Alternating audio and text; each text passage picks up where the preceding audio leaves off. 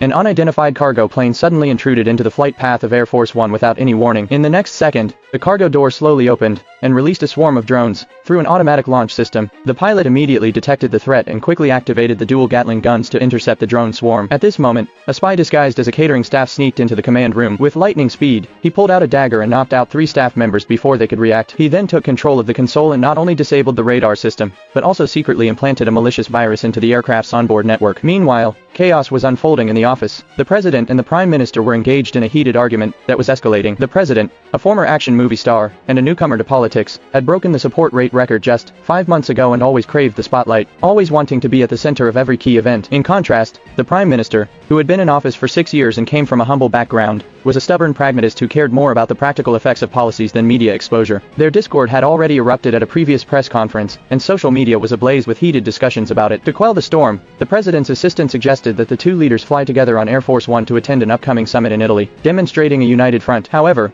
during the flight, the prime minister finally lost his patience and lashed out at the president, mocking his ridiculous rise from an underwear model and red carpet celebrity to the holder of nuclear codes, accusing him of having no public service experience and calling him a popcorn president who just acts rather than a true leader. Just as the argument reached its peak, an alarm suddenly blared. The comm system was thrown into chaos. A group of kamikaze drones began to fiercely collide with the plane. The cannons on the wings continuously fired, shooting down dozens of drones. But there were simply too many, and many drones broke through the defense, targeting the vital parts of the aircraft. In the narrow corridor of the plane, the disguised assassin was fleeing. The prime minister accidentally noticed the bloodstain on his uniform, and the standoff escalated into a deadly confrontation. The assassin quickly overpowered several security guards with a scalpel and headed towards the president. Fortunately, Secret Service agents arrived in time, kicking the assassin away and ordering the president and prime minister to evacuate towards the escape pod at the rear of the plane. But a second wave of drones descended like a black rainstorm, unleashing a hellish barrage of fire. The so-called flying fortress was severely damaged. Multiple engines were blown up, and the fuselage was torn open with a huge gash. Due to the asymmetry of the engines on both sides, the plane began to tilt violently and spiral downward. Passengers clung to their seats as gravity tried to pull them out of the falling plane. "Maintain altitude,"